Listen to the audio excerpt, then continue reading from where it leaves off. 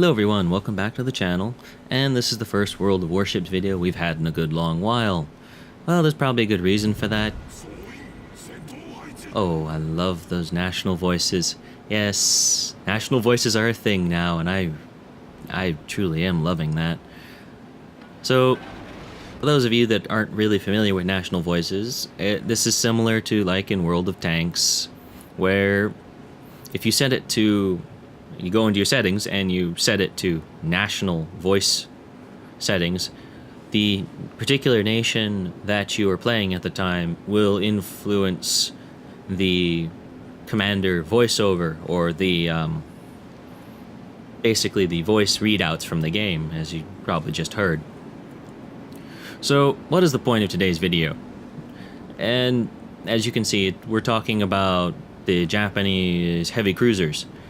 In particular, that there's a very good reason for this, and it was this match that made me ponder doing a series on this. It just seems to me that a lot of people don't seem to understand how to unleash the power of these cruisers, or they don't understand how to work with them. So, your basic cruiser tactics, this applies regardless of what nation of cruiser you're looking at, are basically: don't sail in straight lines, don't go broadside to a battleship, support your team, know when you've bitten off more than you can chew, and know when to turn around and run. It's basically the same for all of them. So you'd be sitting there thinking, well, we have that basic guidelines, why do we need specific tactics videos on Japanese cruisers? Well, it's not that simple in my opinion.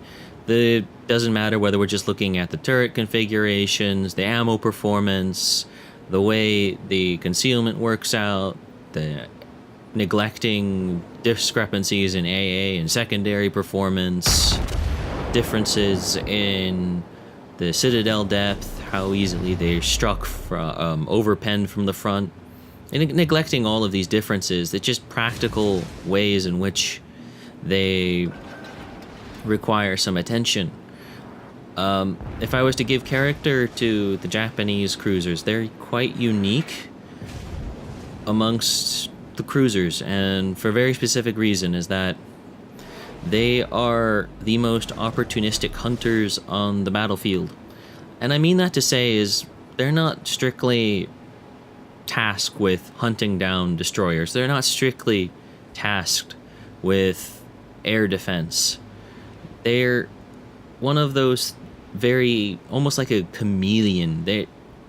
Targets of opportunity are their best targets, basically. And if you should have an opportunity to fire at another ship, you're going to take it. You should never go full broadsides in doing this, and you should always be making use of your armor. And oh, tier 9 battleship rounds, you make me laugh. You bounce off butt of Mogami. And it's really one of those, at least for me, cruisers are in principle the easiest class to learn because they're so forgiving, but they're also the hardest to master. And it's all in that art of knowing your ship.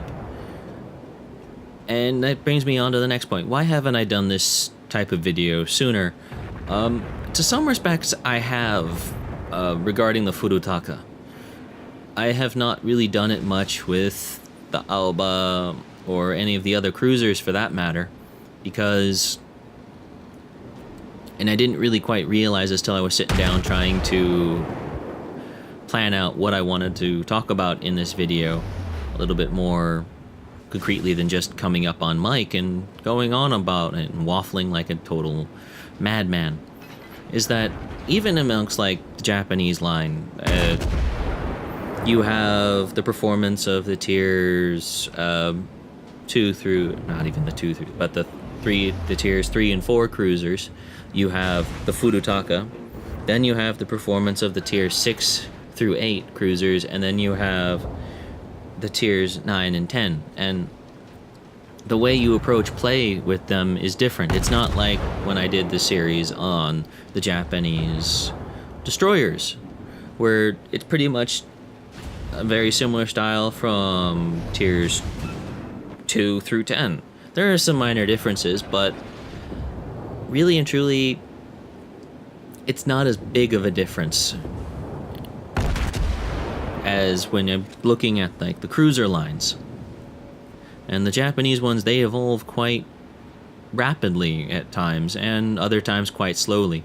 But all of the changes do warrant different tactics. So, leaving the broad strokes aside, so we have, in my mind, the core tactics to Japanese heavy cruiser captains, which are typified regardless of whether you're playing the Aoba, the Myoukou, or the Mogami. This is that there's a heavy emphasis on high explosive use. And as you can see, I really haven't been putting out a lot of like punishing hits, but we already have about 36,000 damage under our belts, couple fires. And when you're starting off a match in, doesn't matter if the tier 6, the tier 7, or the tier 8 Japanese heavy cruisers, you're going to want to start off nice and slow, doing some damage over time, and just focus on dancing in front of the enemy. I term it as dancing, basically. You're trying to support your allies, tempt them into making shots, and just generally annoy the enemy battleships. And it doesn't matter what tier they are, you can always do this. And it's just winning that battle in time. Of course, you should always intermingle armor piercing in when you get the chance, but that's most definitely not something you should go out of your way to do. This is not a German heavy cruiser, which they, for the better part, should be described as pocket battleships, because they do have very good armor piercing performance, and generally speaking, their HE is crap. So, getting on to more or less what I think a good target priority is of your for your targets of opportunity, at least in these cruisers, is you should be scanning around you and asking yourself the question, can I hit anything that is carrying a torpedo? If the answer is no, then you should be asking yourself, are there any broadside cruisers that I can annoy? And I must stress, it's actually fairly flat on broadside for the most engagement distances with this 203mm, but you can do some fair, respectable damage with the armor piercing regardless. But unlike a lot of other cruisers, due to the high fire chance that these Japanese 203mm guns have, battleships are one of your primary food options on the battlefield. And that's quite a tall order, actually, if you want to get right down to it. Being able to put yourself into a position where you can service that target, that is very difficult under a lot of circumstances. And quite often, you're going to be putting yourself into harm's way, or in more naval terms, you're hazarding your ship in order to accomplish this, which is why it is a very difficult task, and it's very rarely done well. Unfortunately, what that means is that at least when you start getting tier 7, tier 8, and up matches when people basically camp hard, and they're basically firing at max range, that you're going to have to make a choice. Are you going to try to keep doing the damage over time to enemies that come into range? There are, caveats that always apply in that situation. Or are you going to try to close the distance? Now, if your team isn't going to close the distance, I tell you, do not do this. Do not try to go in half-cocked. Do not try to push an area that is not receiving support. It's going to end very badly for you. The same way, you know, if you being that one battleship on the team who's saying charge, charge, charge, without realizing, or the rest of your team is not doing anything, you're going to die for the very same reasons. You're going to get focused, and even if you manage to bounce a few shells, damage mitigation in this game doesn't exist the same way it does in World of Tanks. You're going to die very quickly. So you have to walk a very fine line of aggression when you're using this type of cruiser. And at least for me, that is typified in this, what I'm terming as a dance. I think I've always termed it that way in these videos, is trying to maximize the number of guns I can bring to bear while maintaining an angle such that I can minimize the damage I get in return. At the very least until the enemies figure out my game and they're constantly trying to aim for superstructure, overpens, HE damage to superstructure, you name it, all kinds of goodness, which renders that completely moot. And at that point, you kind of have to throw caution to the wind and go for it. And sometimes you're rewarded. Other times, you're not. And it just comes down to, did you pull back too far? Did you pull back the right distance? Did you not pull back far enough? Did your team just push somewhere else, stall out? Did the enemy come at you with weaker than expected ships? You know, all the good stuff, right? All these battlefield factors that may influence your decision. And that's one of the things that, you know, it's over-harped on, that, you know, situational awareness is the deciding factor in any given game. And, you know, it doesn't really matter whether or not you're in a particularly good ship or not, that is the big determinant in who wins and who loses. And to some respects, that's always going to be the case. The one who's more aware of the battle space is going to win. And again, if I wasn't paying attention, I would have never seen that destroyer and would have gotten away with that cap scot-free, because if I was him, that smokescreen would have been deployed the moment he fired his guns the first time, turned off, and I would have never, and this heavy cruiser shooting at him would have never had more than a good glimpse at him. But more on that in my few videos on these destroyer tactics. So I'm sitting here.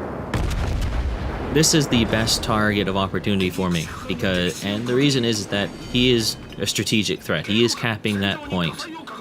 And with points being what they are right now, I can't afford him to cap it. I have to kill him.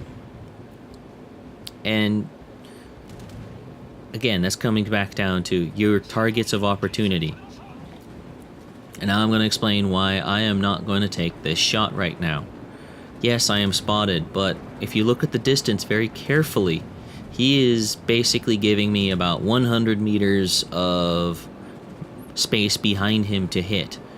And basically all that's going to do is make my guns in a position where I cannot service any other targets if they appear. Now, we have an extra 400 meters on him now we didn't have before. I can reasonably take that shot now and be more assured that he's not going to be able to do some weird turn off to his port side and escape my main battery fire. Now, that is a personal taste. You don't have to do that.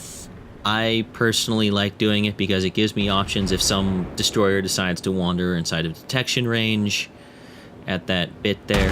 And now, the test if you really know your guns. Most cruiser captains would never take this shot. They would never take this shot. But I really do love these guns. I know these guns, and we get about good 10,000 damage on that guy. No questions asked. And of course, this comes at the great embarrassment of tactical beaching. Now, at 950 points in favor of the enemy, I doubt this would have made a big difference, but oh boy, does it sometimes feel that way. Oh, does it feel bad to be beached when you could have sailed into the enemy cap and contested it? Well, yeah, but I doubt that I would have been able to make it in that span anyway, because someone just died. Well, this is the first video I'm going to dedicate to performing on, or performing well with these cruisers, and as you can see, did fairly well. 105,000 damage, nothing to shake a stick at. 12 fire set, 2 ships sunk, no small amount of the caps defended there, so we're doing pretty good, and it's no surprise to anyone that we came out on top of the team list there. No surprises in this, given how our team kind of amassed overwhelming firepower into a part of the map they couldn't exploit it. We tried to move up, change the direction of that push. We're unsuccessful in doing that, and the enemy battleships just punished us big time. And wow, almost 30,000 damage of fire damage. I think we definitely were performing good this match. That is, again, I'm going to add the caveat, you don't always perform this well doing it this way. I'm a half-attentive battleship captain will end you in a heartbeat if he's any good at aiming. But that is a subject for another video altogether. So, without further ado, thank you for watching. I hope it was at the very least insightful. Or at the very least somewhat, like, in that oh-so-dark sense, entertaining for you all. Anyway, thank you. Have a good day.